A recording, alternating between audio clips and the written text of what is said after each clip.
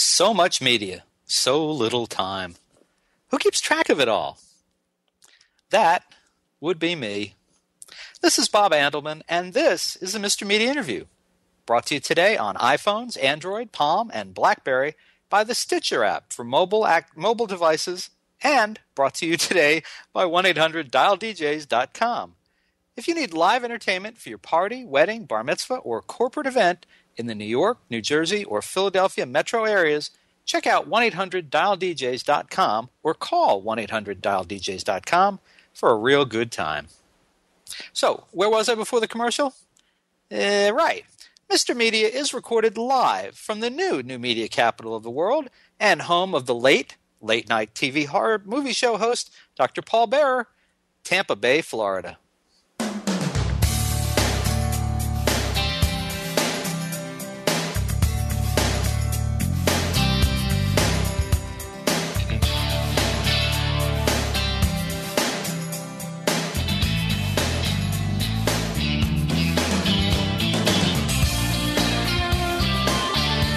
So the whole vampire chic thing kind of passed me by. Not just the Twilight movies and the HBO series True Blood either. I never got hooked on Joss Whedon's Buffy the Vampire Series either. Vampires? Yuck. I think the last vampire movie I enjoyed was the Dracula remake starring Frank Langella back in about 1980. And I only like that because I worked at a movie theater in college, the World Park Cinemas 4, if you were there, in Gainesville, Florida. And during opening weekend, many of the guys taking tickets were dressed as vampires and could get away with lots of heavy breathing and biting pretty young girls on the neck, gently. So I was surprised how quickly I devoured the first 4 books in Heather Brewer's 5-book young adult series, The Chronicles of Vladimir Tod. Heather and I share a literary agent, Michael Barrett, and he recommended the series.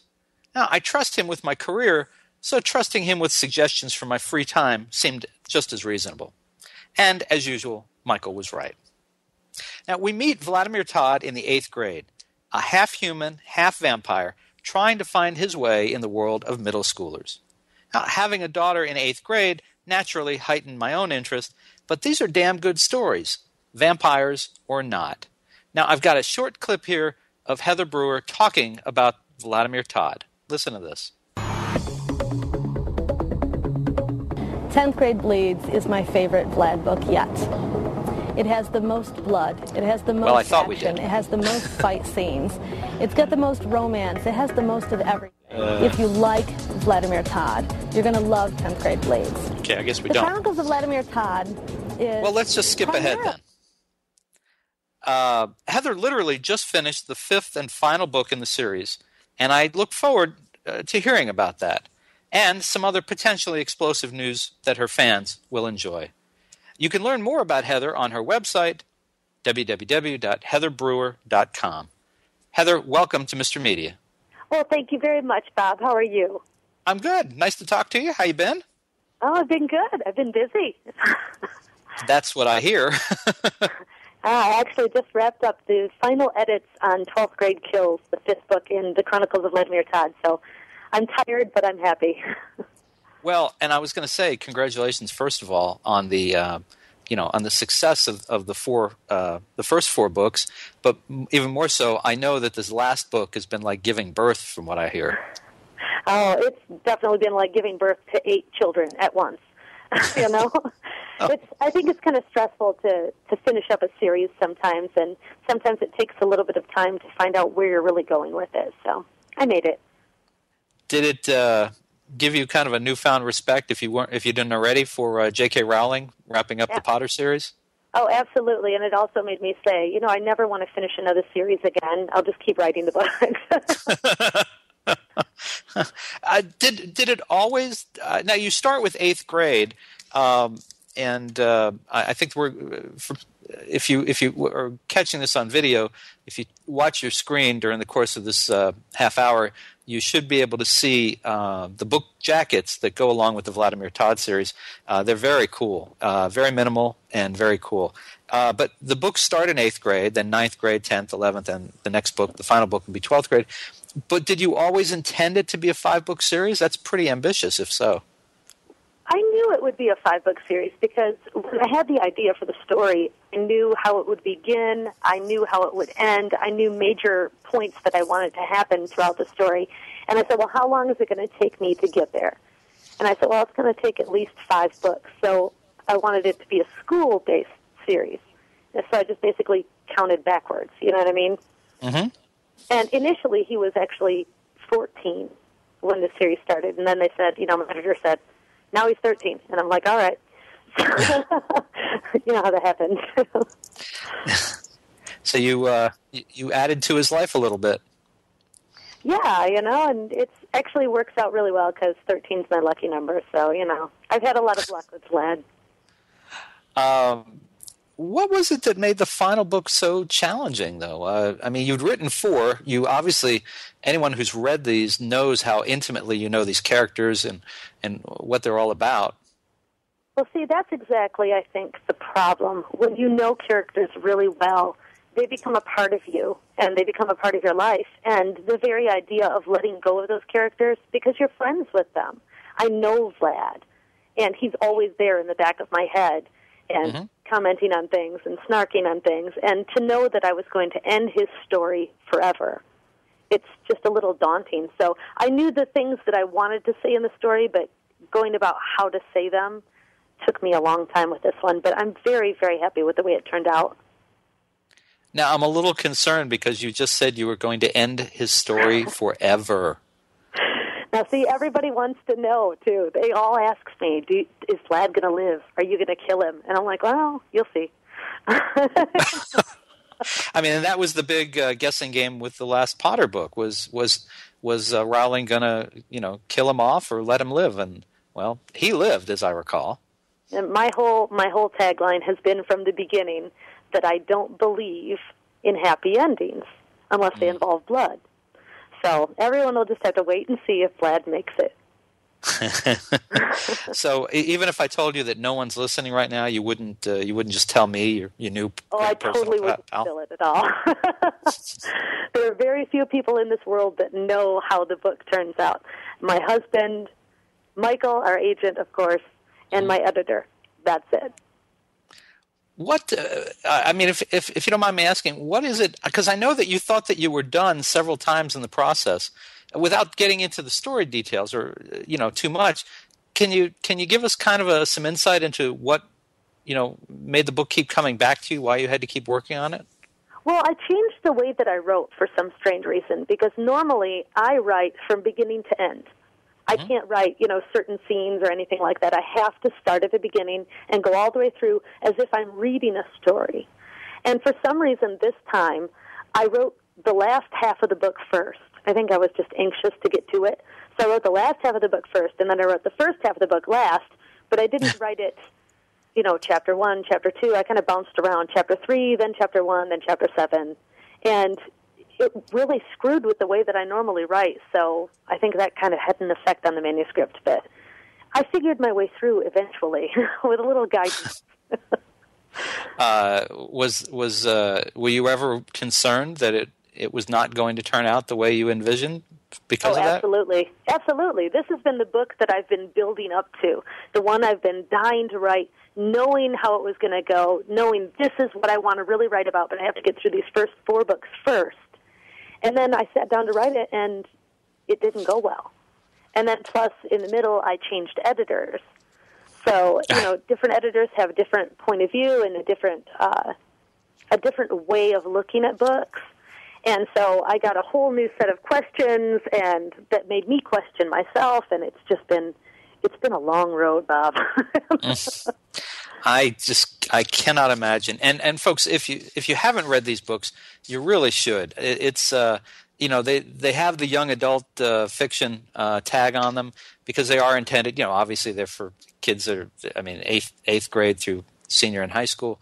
But it's very mature writing. It's not sex, drugs, and rock and roll. Although there's a little bit of that, but it's just really compelling stories. My daughter started reading the books first, my 13-and-a-half-year-old, and she was just like, you got to get started on this. And we got all 4 at the same time, and she read 1 a day for 4 days, basically. And I thought, what is in there? Is it releasing some kind of a drug on her? Why? That was the pace she went through the Potter books. And, then I read them. It's good stuff for anybody. It doesn't matter how old you are. Well, there are a lot of vampire books out there now, and they all seem to tell the same story. They tell the story of the girl that falls in love with a handsome vampire. And Vlad isn't like that. He's just a teenage boy that happens to thirst for blood and have fangs. And he's really immensely unpopular, and he's just going through his life and looking for acceptance. And I think that that's something that really appeals to everyone at any age. Whether you're a tween, you're a teen, you're an adult, that's something that we all want. We all just want to be accepted for who we are. And luckily, with that connection, I'm connecting with my minions, I don't have fans. I have minions. I noticed that. I know there's references on heatherbrewer.com to your minions. How many of them have you taken a bite out of to have them committed to you? Oh, I'll never tell. No, we have a really good time. They love being called my minions, and collectively they're the minion horde. And the great thing is when you have minions, you can send them forth to do your bidding. Mm-hmm. And my bidding is go and create other minions and get them to read my books. So it's working. You're devious. I like to call it crafty. Crafty. Okay, we'll go with crafty. When you do a series about vampires, if you did one book, you might be able to just get away with throwing out a couple things and making it very Bela Lugosi and not have to hew to any particular details. But what I'm curious about is how much did you create out of whole cloth about what vampires are about, and how much did you research? I mean, it's not like who knows? It's not like there's real vampires out there that we can study, but you make this case. And I don't want to give it away, but I mean, you create this whole nation of secret vampires and slayers, and how much of that is taken from research? How much is taken from your imagination? Well, for me, I've always been fascinated by vampires, and not just like the vampires in fiction, but vampire lore, the history of where it came from. Why did people at one point in time believe that vampires were real? And so some of the lore is just really stupid. Like there's this one story that says vampires can't cross running water.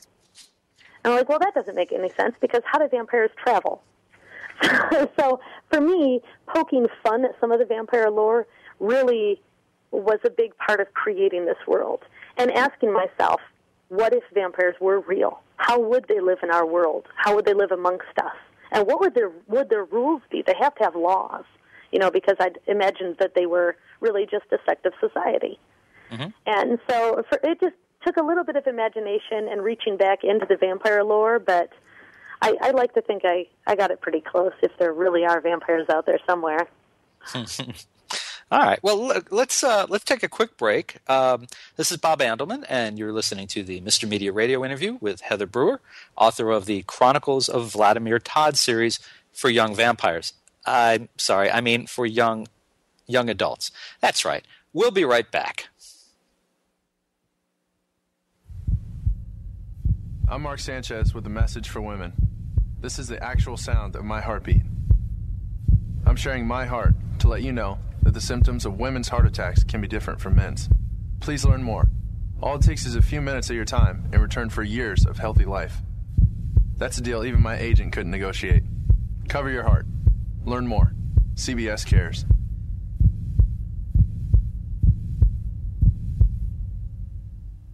The new free CBS Radio app streams your favorite CBS radio stations, as well as all your favorite AOL and Yahoo Music stations, directly to your iPhone, iPod Touch, and BlackBerry Bold. With 30 genres of professionally programmed stations at your fingertips, you can hear whatever you want, whenever you want. Stations like K-Rock, 1010 Winds, WFAN, AMP, and over 600 others. Now you can easily take your favorite stations with you on the go. The CBS Radio app is everything you wanted from streaming radio and a whole lot more. Go to cbsradio.com/mobile to download your app today.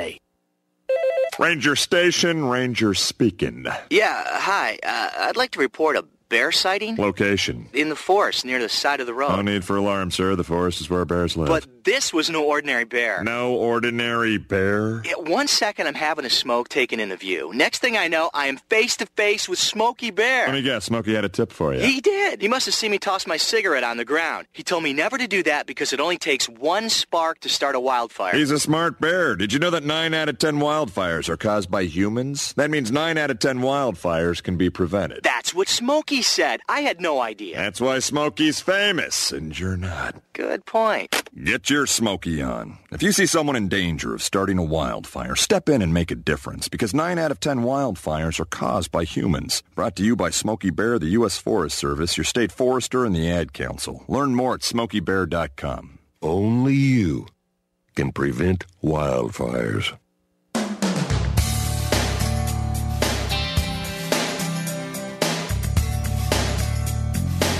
This is Bob Andelman, and you're listening to the Mr. Media radio interview with Heather Brewer, author of the Chronicles of Vladimir Tod series for young adults. Now, earlier in the show, I had thrown it to a short video clip. I want to go back to that because I inadvertently stepped on it before. So this is a short video of Heather Brewer explaining a little bit about the Chronicles of Vladimir Tod. 10th Grade Bleeds is my favorite Vlad book yet. It has the most blood, it has the most action, it has the most fight scenes, it's got the most romance, it has the most of everything. If you like Vladimir Tod, you're going to love 10th Grade Bleeds. The Chronicles of Vladimir Tod is primarily, I would not say it's a vampire series. I would say it's a series about a boy named Vlad Tod. Vlad is just like any other boy. He's awkward, he's shy, he doesn't know how to talk to girls, bullies pick on him, he's failing math, and he happens to drink blood. I've always been drawn to darker things. I've always been drawn to things that aren't the norm, things that are more in an outcast setting. And I think that comes from me being an outcast growing up, because I was very unpopular in a very, very small town. I grew up in a town population 814 people. I was the least popular person in that town, picked on daily, so I was certainly an outcast. And so when I look for things to read, I look for outcast characters. I think that that's something that my readers look for as well. Heather, I understand you may have some big post-Vladimir Tod plans, and I didn't run this by you ahead of time, so I don't know if you can talk about this or not. I can talk a little bit about it because everything's all signed, sealed, and, well, soon to be delivered. But, yeah, I do have some big post-Vlad plans. For one, I have a spin-off series from the Vladimir Tod series, and it's going to be called The Slayer Journals. It's going to be about a certain character from ninth grade slaves. I don't want to say who it is because it could give away secrets if you haven't read that book. But there will be 5 books in that series, and it starts September of 2011. And then I have a different series called Bloodbound, and that one's a little bit different. It's about a girl and basically these horrible monsters she has to face and these secrets she has to uncover in this strange world. But that will start in October of 2011, so fall of 11 is going to be very, very busy for me. I see. Now, how many of these books are done, or have you not started yet? I'm actually writing both of the first books of those series right now. Wow. Yeah, it's scary. They're actually due on the exact same day, too, so it's kind of funny.